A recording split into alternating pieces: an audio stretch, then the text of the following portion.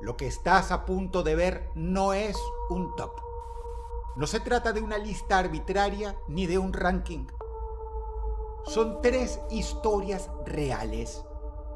Casos documentados, investigados, rastreados por periodistas, fuerzas de seguridad y, en algunos casos, descubiertos accidentalmente por personas como tú o como yo. Personas que creyeron estar solas. Personas que no sabían que eran observadas. Estos casos tienen algo en común. Todos involucran cámaras. Cámaras que, lejos de proteger, se convirtieron en puertas abiertas al horror, en ventanas hacia algo que jamás debió tener acceso a nuestras vidas. Lo que verás a continuación no está exagerado, no está embellecido para asustarte. La realidad, en este caso, no necesita de adornos. Porque si hay algo verdaderamente aterrador, es saber que mientras escuchas mis palabras, podría haber alguien viéndote a través del lente de tu propia cámara, sin que lo sepas y sin que puedas detenerlo. Estos casos te darán mucho en qué pensar, sobre todo esta noche, antes de ir a dormir. Especialmente si tienes alguna cámara cerca apuntándote, encendida o lo que es peor, fingiendo estar apagada.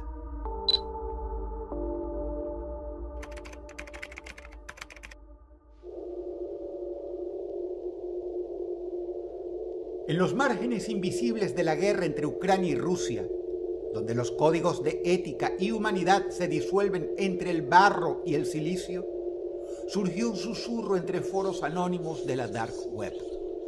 Un usuario de 4chan conocido como CTRL Reaper publicó en 2023 una captura de pantalla de un panel web rudimentario. Coordenadas GPS, visión térmica y 2 botones gigantes. Controlar dron y ejecutar. Abajo, una nota en ucraniano mal traducido al inglés. Las autoridades cibernéticas ucranianas, al principio, pensaron que se trataba de una broma, propaganda o psyop. Pero una investigación interna de las Fuerzas Armadas ucranianas en el año 2024 reveló una verdad perturbadora. Al menos 5 unidades de drones tácticos habían estado vendiendo acceso remoto a civiles extranjeros, principalmente desde Estados Unidos, para pilotar drones de ataque.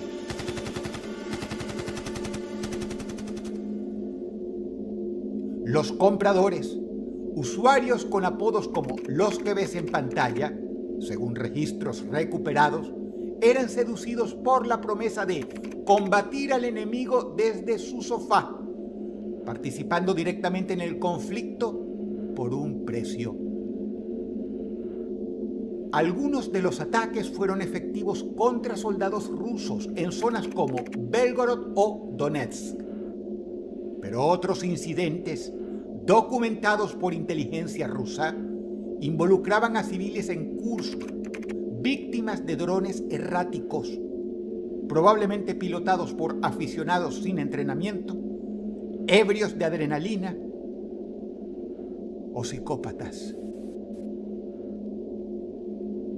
Pero lo más inquietante fue un informe paralelo de un grupo civil de derechos humanos con sede en Ginebra.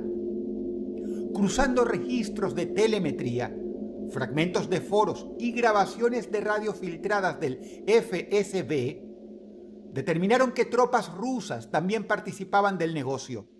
Su red usaba otro nombre: halcones de sangre. A través de nodos en la Dark Web y plataformas cifradas como Runet, ofrecían a clientes el mismo servicio macabro: acceso a drones de ataque por sumas que iban desde $3,000 a $8,000, dependiendo del blanco. En uno de los casos más documentados, un streamer anónimo en Kick.tv realizó una transmisión de casi 15 minutos controlando un dron ruso sobre una escuela abandonada en Kharkiv. En el chat, alguien escribió: «Son civiles». El streamer se rió y contestó: «Lo sabremos en 3, 2, 1». La señal cortó justo después de la explosión. El clip desapareció 10 minutos después y la cuenta fue borrada por completo. Las autoridades ucranianas jamás lograron identificar al usuario.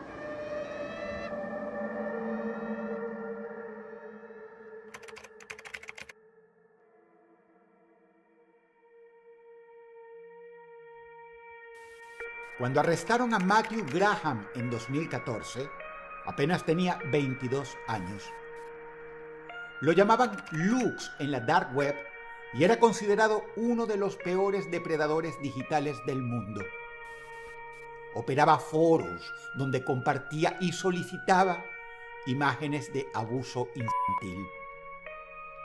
Pero lo que no se hizo público en su juicio fue lo que el FBI encontró en sus respaldos cifrados: grabaciones en vivo supuestamente realizadas a través de canales privados en Telegram.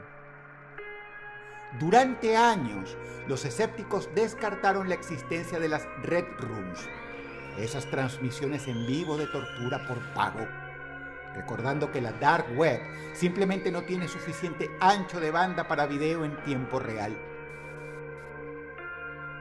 Al principio, se pensó que Graham era solo otro archivista enfermo. Pero en el año 2017, tras una investigación interna filtrada por un ex analista del FBI, se reveló que Lux sí que hacía transmisiones, solo que no usaba la dark web para emitirlas. Utilizaba en cambio la red limpia, servidores temporales, VPNs y canales cerrados de Telegram, donde los suscriptores, reclutados y verificados en foros ocultos, estos últimos sí de la dark web, podían pagar con criptomonedas para ver sesiones en vivo. A este nuevo fenómeno se le comenzó a llamar en círculos restringidos Pink Rooms, debido a que la infraestructura previa se montaba en la dark web, pero finalmente las transmisiones se hacían en la clear web, la red limpia, donde el ancho de banda lo permitía.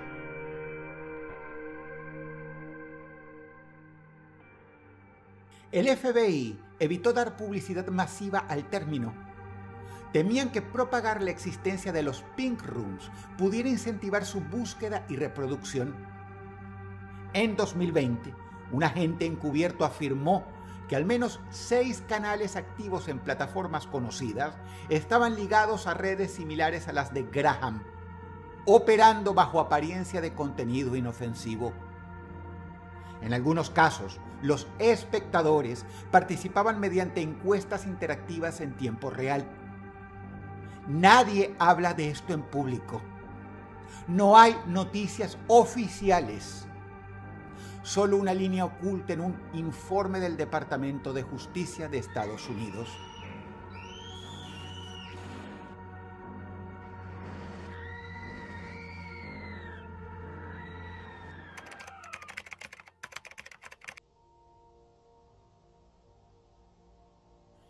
En el año 2019, un usuario anónimo publicó en un foro de ROMs para Nintendo DS un archivo titulado como lo ves en pantalla. Aparentemente un hack del clásico juego de Mario 64 DS. Lo curioso es que no figuraba en ninguna base de datos de hacks conocidos y pesaba unos 12 megabytes, más que la versión conocida. Varios usuarios de Reddit en 3D Hacks y ROMs lo descargaron por curiosidad y descubrieron que el archivo no ejecutaba el juego. Al abrirlo con una DSI destrabada con R4, aparecía solo una pantalla negra durante 10 segundos, seguida de un mensaje que decía: cargando recursos, por favor, esperar. Luego la consola se reiniciaba y el ROM desaparecía de la lista de juegos. Nadie entendía el propósito, pero a las pocas semanas, un usuario afirmó que su consola comenzó a encenderse sola durante la noche, con la luz verde del Street Pass parpadeando, aunque no estuviera cerca de ningún otro dispositivo. Pensó que era un glitch, hasta que su hermana pequeña encontró una carpeta de fotos en la SD que no había tomado nadie en la casa, con imágenes borrosas del interior de su habitación, aparentemente capturadas por la cámara frontal de la DSI o la 3DS. Un usuario con más experiencia técnica desensambló el ROM y descubrió un script oculto que, al ejecutarse, activaba el micrófono y la cámara frontal en intervalos de tiempo aleatorios, siempre que el Street Pass estuviera activo. Los datos se comprimían en segundo plano y se enviaban a un servidor oculto por medio de conexiones Wi-Fi abiertas, como las que se usan en los establecimientos de McDonald's o los centros comerciales. Pero lo más perturbador fue cuando, en el año 2021, un periodista del medio Vice afirmó haber accedido a documentos filtrados del FBI sobre la investigación de una red de pornografía infantil internacional. En varios casos, los agentes encontraron fotos de menores tomadas con cámaras de Nintendo DS y en uno, incluso, la metadata mostraba el nombre del archivo ejecutado antes de la captura. Nintendo jamás emitió un comunicado y los foros donde se compartía el ROM fueron cerrados sin explicación. Algunos dicen que fue solo un creepypasta hecho por trolls. Otros, que fueron los mismos pedófilos intentando normalizar su método. Pero lo cierto es que aún hoy circulan copias del archivo, renombradas, disfrazadas como otros juegos, y no queda claro su origen. Se recomienda en todo caso, por prevención, no ejecutarlas.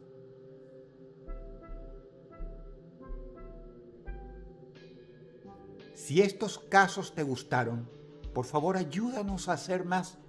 Dale like a este video, comenta ahí. Si tienes un amigo interesado en los mismos temas que tú, compártelo. Compártenos también tus anécdotas. Te ha hablado Dross y te deseo buenas noches.